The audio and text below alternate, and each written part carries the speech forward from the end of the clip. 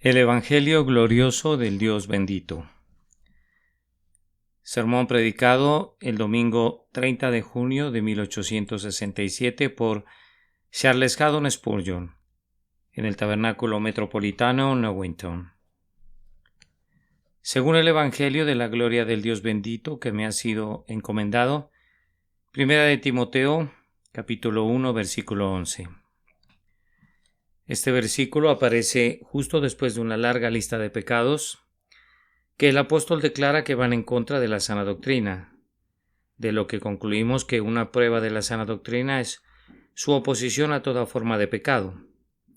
Cualquier doctrina que de alguna manera quite importancia al pecado puede ser popular, pero no es sana doctrina.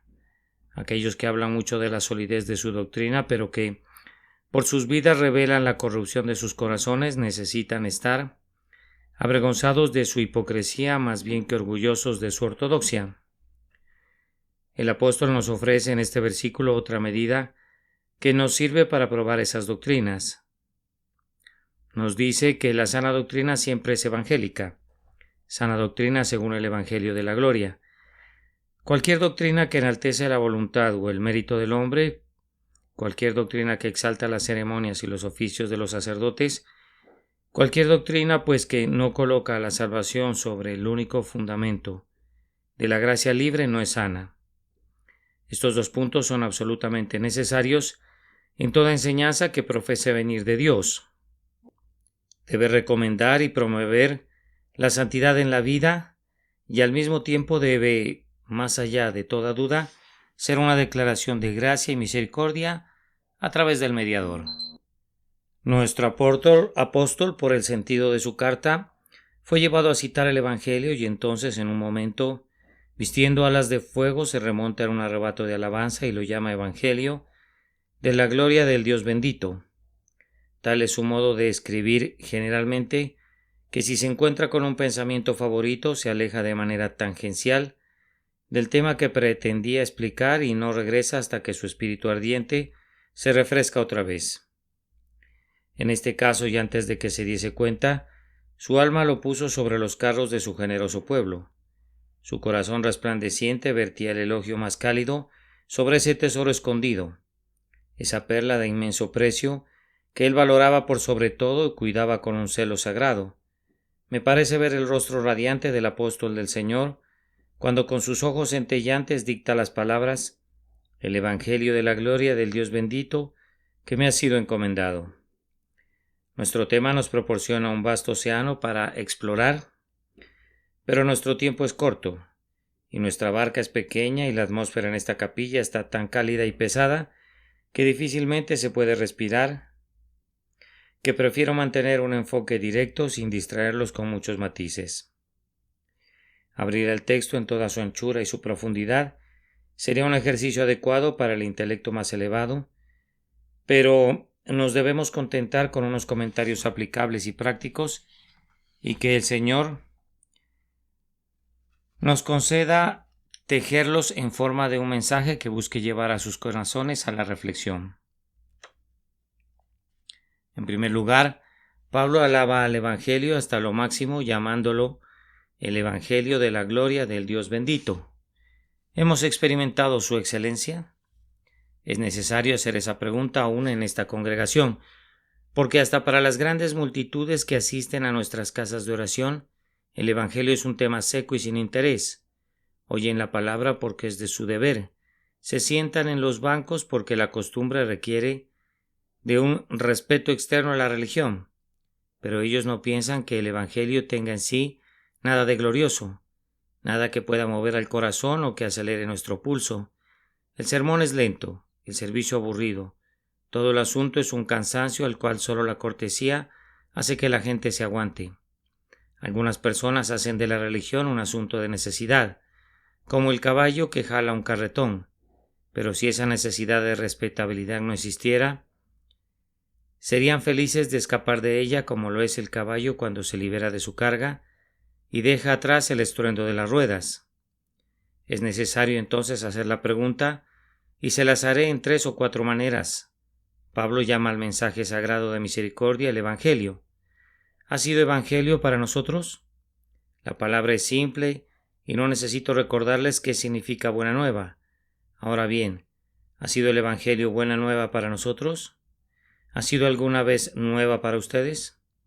Lo hemos oído tan a menudo, diría alguien, que no podemos esperar que sea novedoso para nosotros. Fuimos educados por padres piadosos, nos llevaron a la escuela dominical, hemos aprendido el Evangelio de nuestra juventud. No puede ser novedoso para nosotros. Déjenme decirles que no conocen la palabra de reconciliación a menos que haya sido, y todavía lo sea, una nueva para ustedes. Para cada hombre que se salva por el Evangelio, viene como una nueva, tan fresca y asombrosa, como si nunca antes la hubieran oído. La letra puede ser vieja, pero el significado interior es tan nuevo como si la tinta estuviera fresca todavía en la pluma de la revelación. Confieso que fui educado en la piedad, colocado en mi cuna por manos cargadas de oración y arrullado con canciones que cantaban a Jesús. Pero después de haber oído el Evangelio continuamente, línea sobre línea, mandato sobre mandato, un poquito allí, otro poquito allá, sin embargo, cuando la palabra del Señor me llegó con poder, fue tan nueva como si yo hubiera vivido entre las tribus remotas del África Central y nunca hubiera oído la noticia de la fuente limpiadora llena con la sangre que fluye de las venas de nuestro Salvador. El Evangelio en su espíritu y poder siempre lleva el rocío de su juventud, brilla con la frescura de la mañana, su fuerza y su gloria permanecen para siempre.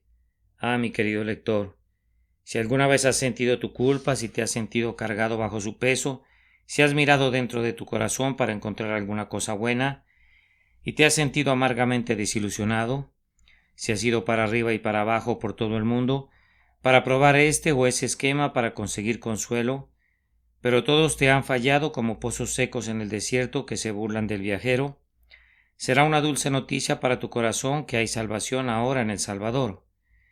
Es una muy refrescante nueva la voz de Jesús que dice: venid a mí y yo os haré descansar. Aunque has oído el llamado externo miles de veces, aún así, cuando llegue a tu corazón la propia voz de Jesús, será tan sorprendentemente fresca para ti, como si estas paredes mudas de pronto encontraran una voz y revelaran los misterios que han sido ocultos desde la fundación del mundo. A cada creyente el Evangelio le llega como nueva de la tierra al otro lado del río, la mente de Dios revelada por el Espíritu de Dios a sus elegidos. Es buena nueva también. Ahora, ¿has experimentado el Evangelio como bueno para ti, lector? Bueno en el mejor sentido, enfáticamente bueno, bueno sin ninguna mezcla del mal. Eso es el Evangelio para aquellos que lo conocen. ¿Así es para ti? ¿Has sentido profundamente la abrumadora deuda que tienes con la justicia de Dios y luego has recibido lleno de gozo la información de la gracia de que todas tus deudas han sido pagadas? ¿Has temblado bajo la nube cargada de truenos de la ira de Jehová que estaba lista para descargar su tempestad sobre ti, y has oído la tierna voz de la misericordia que dice: he borrado como niebla tus rebeliones y como nube tus pecados? ¿Has sabido alguna vez lo que significa ser completamente absuelto? Estar ante Dios sin miedo, aceptado en el amado, recibido como un hijo querido, cubierto con la justicia de Cristo. Si es así, el Evangelio ha sido ciertamente bueno para ti. Tomándolo con la mano de la fe y sintiendo su poder en tu alma, lo considerarás la mejor nueva que ha venido de Dios para el hombre. Te voy a pedir que respondas con sinceridad a mi pregunta, como si estuvieras ante la presencia de Dios. Que ningún hombre esquive esta pregunta tan vital. ¿Eso que Pablo llama el Evangelio lo has experimentado tú como Evangelio? ¿Has hecho saltar tu corazón alguna vez como si fuera una de esas noticias que te estimula y te hace feliz? ¿Te ha parecido alguna vez la cosa más importante de todas? Si no es así, no sabes lo que significa el Evangelio. Oh, deja que mis ansiosas preguntas te muevan tiernamente a preocuparte por los asuntos de tu alma y que busques al Señor Jesús para la vida eterna. Cuando Pablo llama al mensaje de misericordia el Evangelio, le agrega un adjetivo, el Evangelio de la gloria. Y es un Evangelio glorioso por mil razones, glorioso en su antigüedad. Antes que los rayos de la primera mañana ahuyentaran las primeras sombras, Este Evangelio de nuestra salvación estaba ordenado en la mente del Eterno. Es glorioso porque es eterno. Cuando todas las cosas hayan pasado, como la blanca escarcha de la mañana se disuelve ante el sol que sale, este Evangelio existirá en todo su poder y gracia. Es glorioso porque revela la gloria de Dios más claramente que todo el universo. Ni los innumerables mundos que Dios ha diseñado, aunque nos hablen con el lenguaje de la elocuencia más elevada desde sus esferas celestiales, pueden proclamar el carácter de nuestro Padre Celestial como lo hace el Evangelio. Los cielos proclaman la gloria de Dios, pero el Evangelio que nos habla de Jesús tiene un mensaje más dulce y más claro. El poeta habla del grande y ancho mar en donde la forma todopoderosa refleja la tempestad. Así, ciertamente el dedo de Dios se puede reflejar a sí mismo, pero 1000 océanos no pueden reflejar al infinito mismo. El Evangelio de Jesucristo es el único espejo fundido en el que Jehová puede ser visto. En Jesús no solo vemos pasar la gloria de Dios, tal como Moisés la vio cuando observó los bordes del manto de Jehová en la hendidura de la roca, sino que Dios en su totalidad se revela en el Evangelio de Jesús, de manera que nuestro Señor pudo decir: el que me ha visto al Padre. Si el Señor es glorioso en santidad, así lo revela el Evangelio. Es gloriosa su diestra en poder, así habla de él el Evangelio. ¿Es el Señor el Dios de amor? ¿No es esto el genio del Evangelio? El Evangelio es glorioso porque cada atributo de la divinidad se manifiesta en él con un esplendor único. Pero quiero llegar directo a sus consecuencias preguntándoles: ¿el Evangelio es para ustedes un Evangelio glorioso? Amados amigos, podemos conocer mucho nuestra situación por la respuesta que demos a esta pregunta. El Evangelio visto con estos ojos y oído con estos oídos externos será, como el Señor mismo, una raíz seca. No hay parecer en él ni hermosura, pero el Evangelio entendido por un corazón renovado será una cosa completamente diferente. Oh, será el Evangelio de la gloria seguramente si ustedes son levantados en una nueva vida para gozar de las bendiciones que les trae. Así que les suplico que respondan a la pregunta, y para ayudarlos déjenme recordar al pueblo de Dios cuán glorioso ha sido el Evangelio para ellos. ¿Recuerdan el día que el Evangelio tomó por asalto el corazón de ustedes? Nunca podrán olvidar cuando el gran ariete de la verdad comenzó a golpear contra las puertas de la fortaleza tras las que se parateaba el alma. Recuerden cómo reforzaron los postes y las barras y se enfrentaron al Evangelio resolviendo no ceder. A veces fueron impulsados a llorar a causa de las impresiones, pero secaron sus lágrimas pasajeras. La emoción fue como la niebla de la mañana y como el rocío del amanecer. Pero el amor eterno no quiso abandonar sus asaltos de gracia, porque tenía la determinación de salvar. La providencia y la gracia juntas sitiaron a la ciudad del alma de ustedes y trajeron artillería divina para atacarla. Ustedes estaban completamente encerrados hasta que, como con Samaria, así fue con ustedes. Hubo una gran hambre en el alma de ustedes. Recuerden cómo domingo a domingo cada sermón fue un asalto renovado de los ejércitos del cielo, un nuevo golpe del ariete celestial. Cuán a menudo, cuando las puertas del prejuicio fueron hechas pedazos, ustedes pusieron nuevas barricadas. Su corazón temblaba bajo los tremendos golpes de la justicia, pero con la ayuda de Satanás su corazón depravado se las arregló para asegurar las puertas con las barras de hierro del orgullo y el bronce de la insensibilidad, hasta que un bendito día, ¿lo recuerdan? Un día bendito el ariete del Evangelio dio el golpe de gracia definitivo. Las puertas se abrieron de par en par y por ellas entró el príncipe de la paz, Emmanuel, como un conquistador montado en los carros de la salvación. Nuestra voluntad fue sometida, nuestros afectos fueron dominados, toda nuestra alma fue puesta en sujeción bajo el dominio de la misericordia. Jesús fue glorioso ante nuestros ojos ese día. El jefe entre 10,000, todo él es deseable. Ese día único lo hemos registrado en las tablas de nuestro corazón. Fue el verdadero día de coronación de Jesús en nosotros y nuestro nacimiento para la eternidad. Cuando nuestro glorioso Señor entró en nuestras almas, con su vestido bañado en sangre, perdonando y bendiciendo en la plenitud de su gracia, entonces las campanas de nuestro corazón dieron alegres repliques. Las banderas de nuestra alegría flotaron en el aire fragante. Las calles de nuestra alma fueron alfombradas con rosas. Las fuentes de nuestro amor se llenaron de rico vino rojo y nuestra alma estaba tan llena de dicha como lo puede estar un corazón de este lado del cielo, porque la salvación había llegado a nuestra casa y el Rey de la Misericordia se había dignado a visitarnos. Oh, el dulce perfume del nardo, cuando por vez primera el Rey se sentó a nuestra mesa para comer con nosotros. Cómo el sabor de su presencia llenó cada lugar de nuestro hombre interior. Ese día, cuando la gracia nos redimió de nuestros temores, el Evangelio fue ciertamente un glorioso Evangelio. Ah, querido lector, estabas en aquella capilla testada escuchando el sermón, pero no te cansaste. Los labios del predicador te refrescaron porque la verdad caía como mirra de dulce aroma. Podrías haber saltado cercos y cruzado zanjas para oír el Evangelio en esa estación del primer amor.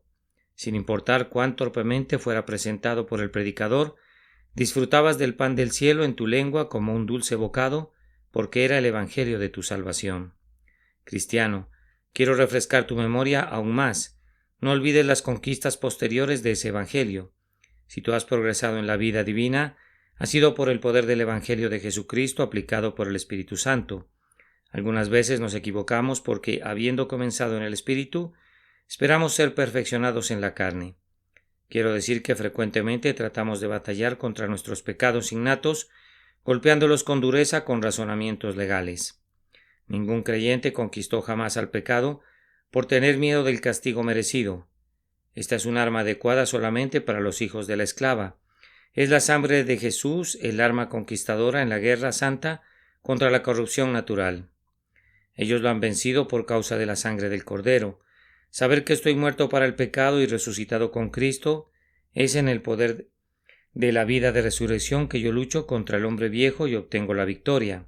Amados, recuerden que ustedes son siempre débiles cuando se apartan de la cruz, que es solamente como un pecador salvado por la sangre que ustedes pueden tener la esperanza de progresar hacia la santificación. No intenten flagelarse para obtener la gracia. La nueva vida no debe tocarse con el látigo de la esclavitud. Vayan a la cruz por recibir motivación y energía lo mismo que santidad. Miren a Jesús en el Evangelio como lo hicieron en el inicio de su nueva vida. Sepan ustedes que son salvos en Él y entonces sigan adelante para luchar contra la tentación, con el Evangelio como estandarte de su guerra de toda la vida. Si alguno de ustedes ha intentado hacer la guerra contra el pecado aparte del capitán de su salvación, ya han sido heridos para su mal, o lo serán. Pero si el león de Judá va delante de ustedes y ustedes lo siguen con el Evangelio como grito de guerra, la victoria es segura y ustedes tendrán otra guirnalda para ponerla a los pies de Jesús y su glorioso Evangelio. Amados, déjeme decirle que todos los santos verdaderos han encontrado que es un Evangelio glorioso por el consuelo que nos da en nuestras horas más negras. No estamos sin tribulaciones, por lo cual queremos dar gracias. Son rocas volcánicas pero que fluyen con aceite. Las raíces de nuestra alma podrían arraigarse demasiado en este pobre suelo de arcilla. Si no fueran rudamente aflojadas por la aflicción, este no es nuestro descanso. Está contaminado y nuestras tristezas son útiles porque nos recuerdan esto. Pero, ¿qué tiene tal poder para calmar al espíritu turbado sino el Evangelio? Y vayan al Señor Jesús, ustedes hijas del desconsuelo. Conozcan y entiendan una vez más su unión con Él y su aceptación en Él, y ya no se quejarán más, inclinarán sus hombros y tomarán alegremente su cruz, cuando hayan encontrado en su hora de necesidad que el Evangelio tiene un poder glorioso para sostener a los que están a punto de hundirse. Nunca se han dado cuenta de la gloria del Evangelio en su poder para resistir los ataques del gran enemigo. El alma ha sido acosada por 1000 tentaciones. Satanás ha aullado y todos los espíritus malignos del infierno se han unido en el horrible coro, y sus pobres pensamientos perturbados han dicho: pereceré a pesar de mis grandes placeres y de mi confianza. No han reunido nunca, como John Bunyan lo hubiera descrito, todas las fuerzas de ustedes en lo alto del muro para arrojar grandes piedras en contra del enemigo. No han sentido que el castillo sería tomado hasta que, como un último recurso, levantaron la bandera roja de sangre de la cruz, tomaron la espada del Espíritu y se arrojaron al baluarte con la determinación de sostener el muro contra el enemigo. Luego, cuando la determinación, o más bien, la escalera de asalto tocó el muro y el enemigo saltó en los baluartes, lo lanzaron al suelo otra vez en el nombre de Jesús por el poder de la cruz, y cuantas veces escalaba lo regresaron al suelo, siempre venciendo en él cuantas veces escalaba, lo regresaron al suelo, siempre venciendo en el poder del Evangelio, sosteniéndose firmes contra la tentación de afuera y la corrupción de adentro por medio de la energía que solo el Evangelio de Jesucristo puede darles. Un punto puede ayudarnos a ver la gloria del Evangelio, a saber que nos ha salvado de tremendos males. Los males que le sobrevienen al incrédulo, ¿quién puede describirlos? Si un espíritu pudiera cruzar el golfo sin puentes, que nos separa de la tierra de tinieblas y de la sombra de muerte, si pudiera contarnos los agudos dolores inexpresables que soportan las almas culpables, entonces podríamos decir es verdaderamente glorioso ese Evangelio que nos puede rescatar de las puertas del infierno y preservarnos de ir a lo profundo del pozo. Piensen, hermanos míos, cuáles son los gozos para los que nos están preparando el Evangelio. Es por medio del Espíritu Santo, por la predicación de la palabra, que estamos madurando para esos gozos que ni cosas que ojo no vio, ni que ni oído oyó, que estemos preparados para el cielo. No nos vendrá por la ley, sino por el Evangelio. Ni uno solo de los seres celestiales llegó allí por las obras de la carne, sino completamente por la gracia soberana de Dios revelada a ellos en el Evangelio de Jesucristo, glorioso Evangelio que lleva a la gloria a sus discípulos. Déjenme preguntarles, ¿es glorioso para ustedes en este momento? Yo puedo decir que sí lo es para mí. Quisiera que estuviera en mi poder hacerlo más glorioso, en mi ministerio, pero es glorioso para mi propio corazón. Después de algunos años de experiencia, el cristiano llega a conocer mejor que al principio cuán conveniente le es el Evangelio. Encuentra que su simplicidad le conviene para su confusión, su gracia le conviene para su tendencia a pecar, su poder es el adecuado para su debilidad, su consuelo es adecuado para su abatimiento y entre más viejo se hace, más ama al Evangelio de la gracia de Dios. Hacerlo a un lado, nunca. Nos sujetaremos a Cristo más firmemente porque los hombres lo desprecian. ¿Hacia quién o hacia dónde iríamos si le diéramos la espalda a nuestro Señor Jesús? Ahora, queridos lectores, antes de que termine con este punto, quiero con gran preocupación amorosa preguntarles otra vez, ¿es glorioso el Evangelio para ustedes? Recuerden, si no lo es, no puede haber esperanza para ustedes. No hay otro camino para la salvación sino la buena nueva, que Cristo Jesús vino al mundo para salvar a los pecadores. Y si esa nueva suena en sus oídos como una cosa seca, aburrida, pueden estar seguros que no están en el camino al cielo, porque el Evangelio para cada alma salvada es más dulce que el sonido de la mejor música de la tierra. ¿Lo es para ustedes? Dios se complace hoy en poner ante sus ojos la bandera blanca de la misericordia y los llama para que vengan a Jesús y vivan. Pero recuerden que si no se someten a Él levantará la bandera roja de la amenaza y luego la bandera negra de la ejecución rondará muy cerca. Tal vez algunos de ustedes padecen de enfermedades. Tómenlo como una advertencia. Cuando nuestros navíos de guerra quieren detener a una embarcación sospechosa, le disparan cerca de su proa como un aviso. Si no se detiene, tal vez le disparen otro y si no hacen caso, los artilleros hacen su trabajo en serio y pobre del infractor. Su aflicción es el cañonazo de advertencia del Evangelio. Les suplico que hagan una pausa. Pidan al Señor que los mire para que puedan ser salvos. Cuando pienso en algunos de ustedes que están aquí y no son salvos, siento algo como el muchacho sobre el que leí en los periódicos de ayer. La semana pasada estaban dos muchachos en las grandes rocas de la isla Landy, en el canal de Bristol, buscando huevos de gaviotas. Uno de ellos se acercó demasiado al borde del acantilado y perdió pie, y cuando su hermano, al oír una voz desfalleciente, se asomó, lo vio aferrándose a un saliente de una roca sobre el precipicio, intentando en vano encontrar un lugar para poner sus pies. Allí se quedó su ansioso hermano, alarmado y paralizado de terror, completamente impotente para ayudar a su hermano menor en terrible peligro abajo, quien pronto perdió sus fuerzas y cayó destrozado al fondo.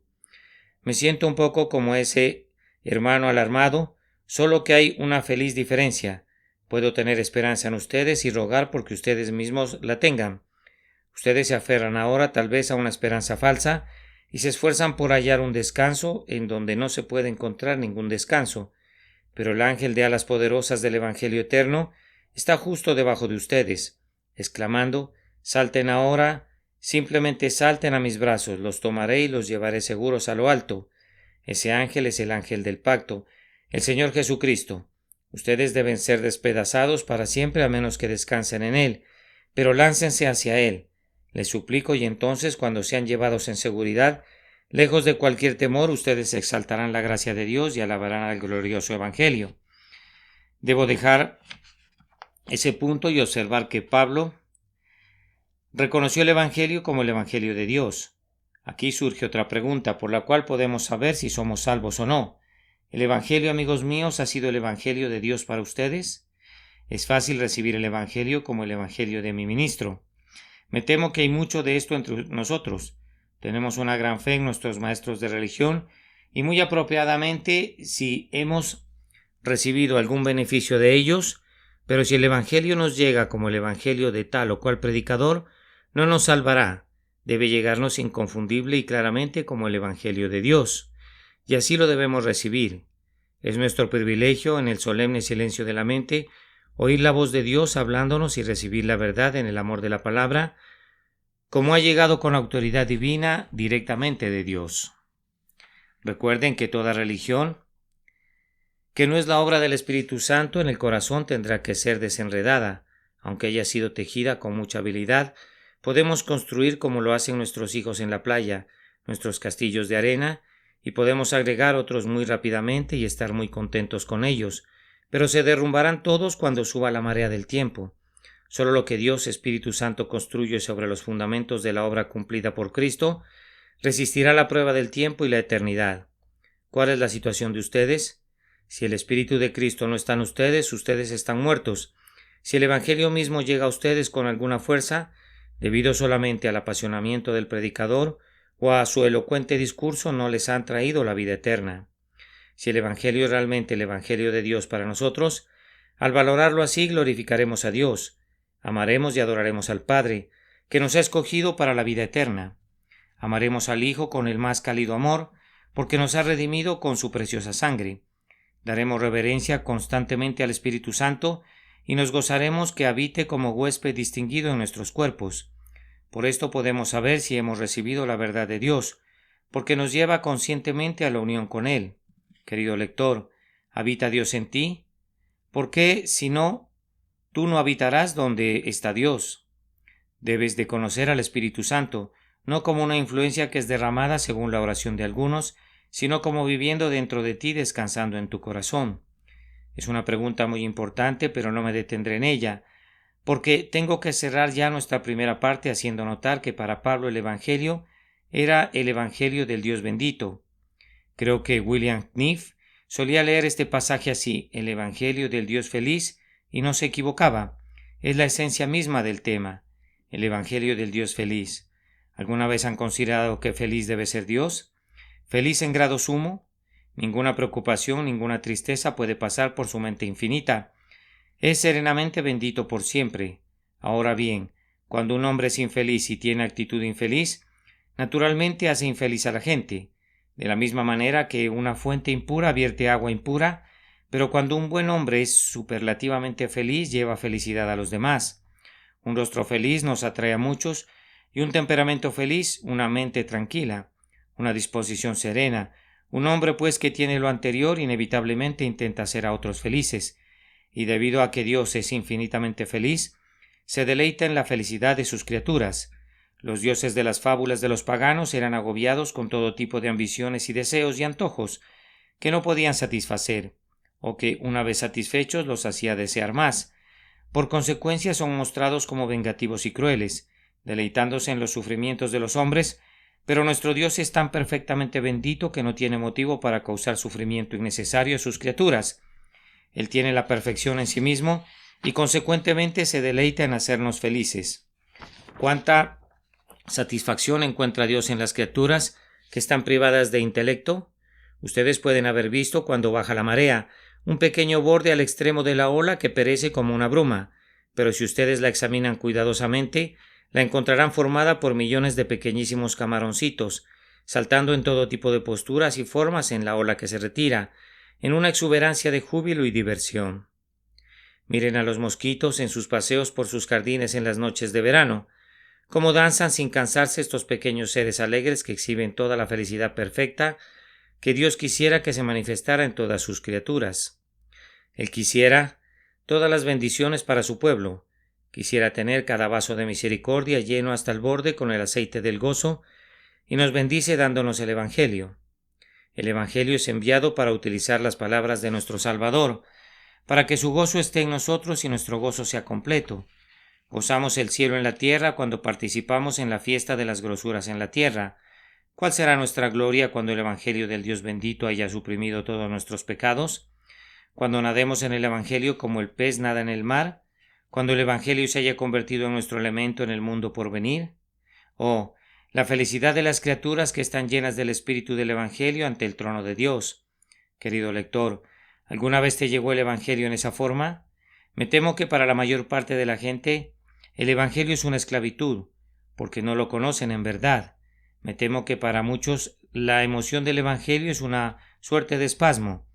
Están satisfechos con la verdad algunas veces y otras veces, cuando sienten que deben tener un deleite, se van al mundo por él. Donde obtienen sus deleites, allí está su corazón. Lo que te da la máxima felicidad es el Señor de tu espíritu. El cristiano siente que no puede cantar con el viejo masón. No necesito salir en busca de goces, tengo una fiesta en casa. Mis suspiros ahora son canciones, mi corazón cesó de andar errante.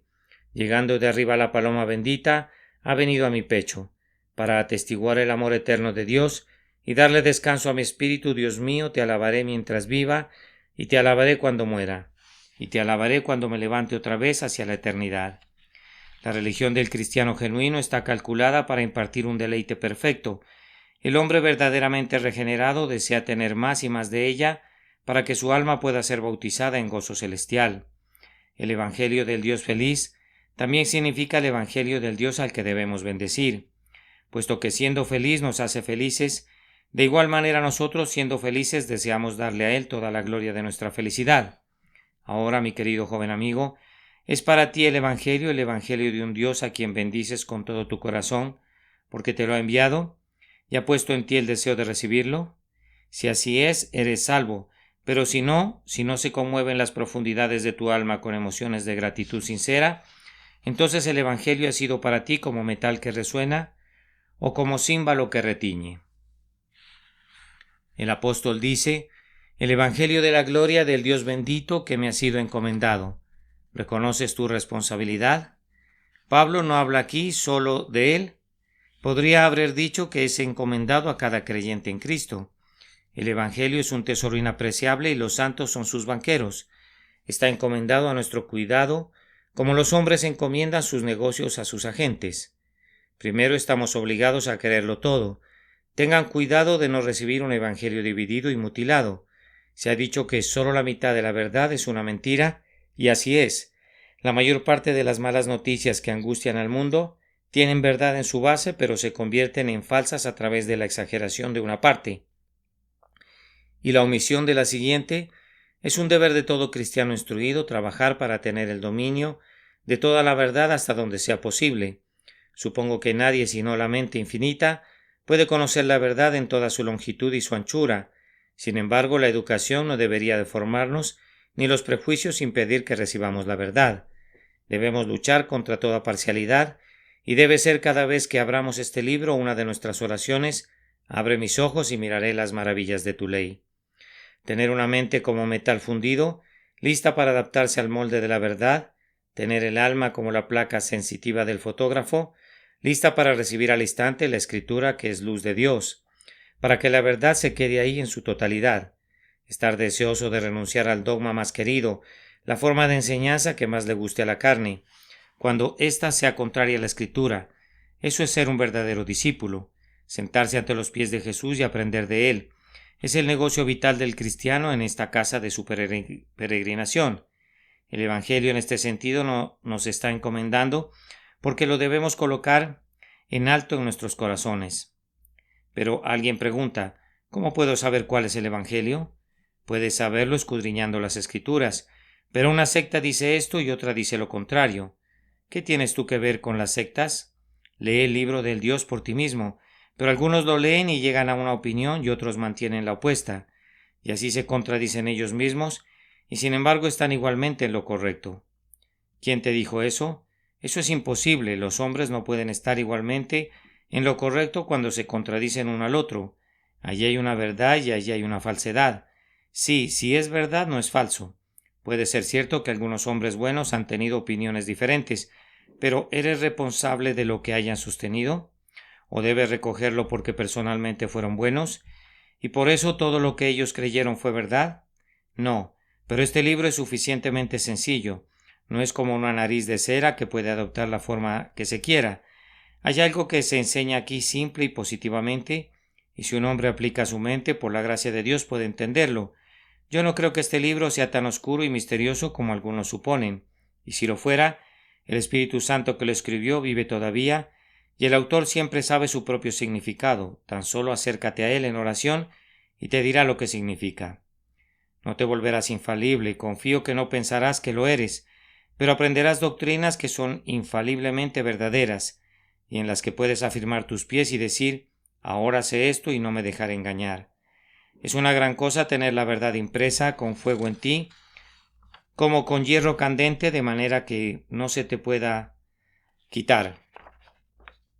El sacerdote, cuando quitó el testamento al muchacho, pensó que había hecho su trabajo, pero dijo el muchacho, Señor, ¿cómo me va a quitar los 26 capítulos que aprendí de memoria? Usted no se los puede llevar. Sin embargo, la memoria puede fallar y cuando el chico llegó a ser un hombre viejo, pudo olvidar los 26 capítulos, pero supongamos que cambiaron su corazón e hicieron de él una nueva criatura en Cristo. No habría manera de quitar eso.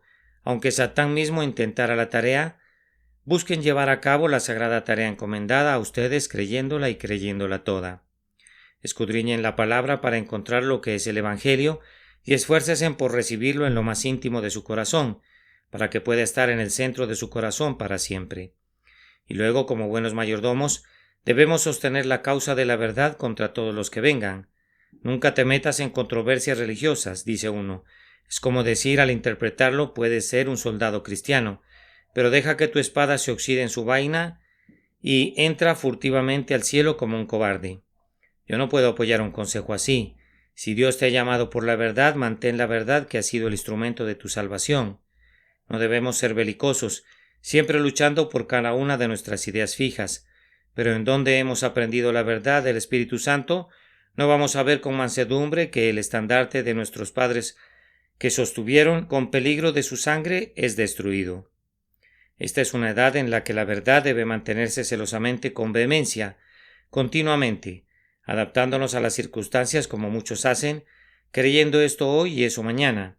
Es la marca segura de los hijos de ira, pero habiendo recibido la verdad, sostener con firmeza su esencia, como Pablo le pide a Timoteo que lo haga, es una de las obligaciones de los herederos del cielo. Permanece firme en la verdad y que Dios le dé la victoria al que es fiel. Debemos creer en el Evangelio y sostenerlo porque nos ha sido encomendado. Me parece, sin embargo, que la mayor parte de nosotros puede cumplir mejor nuestra responsabilidad hacia el Evangelio, adornándolo en nuestras vidas. Los hombres regalan joyas a quienes aman, y así, si amamos el Evangelio, que sean nuestras virtudes las joyas que darán a conocer nuestro amor. Una muchacha de servicio puede adornar el Evangelio, va al templo y su irreligiosa patrona puede objetar que vaya. Recuerdo que el señor Jay comenta un caso así, en donde el patrón y la patrona le habían prohibido asistir a un templo cristiano independiente a la muchacha. Ella rogó mucho y por fin decidió dejar esa casa.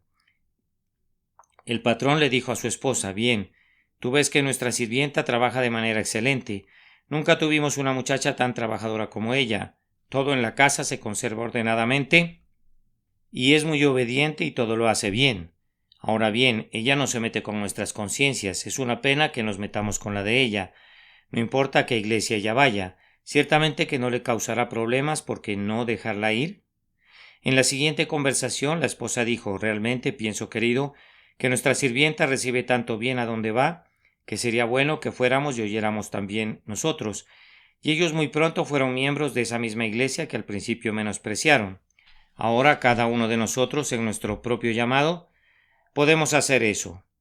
No todos estamos llamados a predicar en esas cajas llamadas púlpitos, pero podemos predicar más convenientemente y mucho más poderosamente detrás del mostrador de una tienda, o en la oficina o en el campo, o en donde la providencia nos haya colocado. Busquemos que los hombres se den cuenta del Evangelio en el que creemos. Hace unas cuantas semanas, un misionero en China tomó su escopeta para subir por uno de los ríos del interior para cazar patos salvajes, y cuando iba en su bote le disparó a unos patos. Desgraciadamente no eran aves silvestres, sino patos domésticos, que pertenecían a alguno de los vecinos. El propietario se encontraba muy lejos y no se dio cuenta, pero el bote fue amarrado a un lado del río, y el misionero fue a buscar personalmente al propietario de los patos porque no podía descansar hasta pagar el daño que en su ignorancia había hecho. El propietario quedó muy sorprendido, pues estaba acostumbrado a que la gente disparara a sus patos sin asumir ninguna responsabilidad, por lo que no podía entender la honestidad del hombre de Dios. Se lo dijo a otros y multitudes de chinos se reunieron y miraban al misionero como si hubiera caído de la luna. Un hombre tan extremadamente honesto que no quería llevarse los patos que había matado. Escucharon al Evangelio con atención y observaron que la enseñanza tenía que ser buena, pues hacía que la gente fuera tan consciente de su responsabilidad como el misionero. No me extrañaría que ese pequeño incidente hiciera más por el Evangelio que la predicación de 20 sermones sin un buen testimonio. Que así sea con nosotros. Actuemos en cada posición de manera que adornemos al Evangelio que se nos ha encomendado. Finalmente, está encomendado a nosotros si lo hemos recibido para que lo propaguemos, propagándolo personalmente en todos lados. Si más personas pudieran predicar el Evangelio sería mejor. Tenemos en todas nuestras congregaciones jóvenes muy trabajadores. En este mismo momento no dudo que tengamos a 100 predicando en la calle, tal vez más, pero he lamentado algunas veces que sean tan pocos los ricos que entran en este trabajo. Quisiéramos ver a los hombres de 10 talentos predicando, los hombres de grandes habilidades consagrándose a Cristo. Muchos de nuestros jóvenes son más útiles en instituciones literarias que en la iglesia. Otras ocupaciones útiles están muy bien en su camino, pero desearía que pudiéramos invertir la mayor fuerza de nuestros hombres en la predicación del Evangelio. El primer negocio de un cristiano es su cristianismo. Todo el resto, aun su patriotismo, debe conservarse subordinado a eso, porque el cielo es más su país que Inglaterra, y Jesucristo es más su rey que cualquiera de los reyes de la tierra. Buscad primeramente el reino de Dios y su justicia. Yo les preguntaría a los jóvenes aquí presentes que aman al Señor si realmente están haciendo para la causa de Dios lo que ellos deberían hacer. Si no pudieran hacer algo más de manera de hacer manifiesto en cada lugar el olor del nombre de Cristo. Hermanas mías, sus voces son muy dulces, pero queremos oírlas en cualquier lado que no sea el púlpito. Sin embargo, ustedes tienen su esfera, la ocupan para Cristo. El primer llamado para la mujer cristiana es servir a Jesús en la familia. Enseguida de eso, servir a Cristo en su comunidad. ¿Lo estamos haciendo así? El Evangelio de la gloria del Dios bendito te está tan encomendado a ti, mujer cristiana, como si no hubiera otro cristiano bajo el cielo. ¿Cómo sería si fuera así? Si todos los cristianos se murieran, ¿habrían hecho para el Evangelio lo que les pudiera pedir? Todo el cielo, o más bien todo el celo y el ingenio de otros 10,000 no pueden compensar tu responsabilidad personal como cristiana. Tengo que pedirles a ustedes esta mañana que me ayuden a propagar el Evangelio glorioso. Hace algunos años, habiendo hecho mi mayor esfuerzo para predicar la palabra con mi propia boca, encontrando que aún corriendo de arriba abajo a través del país, predicando 10 o 12 veces a la semana, no era capaz de hacer sino muy poco, pensé que si encontrara otras lenguas y las pusiera a hablar, que si encontrara otros cerebros y los pusiera a pensar, podría tal vez hacer más para la causa de mi bendito Señor. Un joven se cruzó en mi camino y fue educado a petición mía para el ministerio cristiano, por un hermano muy estimado, y cuando él fue llamado por Dios como predicador poderoso, el deseo de ayudar a otros estudiantes creció dentro de mi corazón, y después de este primer joven llegaron 10, luego 20, luego 30, luego 50, luego 90. El colegio del pastor, por el que pido sus contribuciones esta mañana, ha crecido para ser un poder para el bien.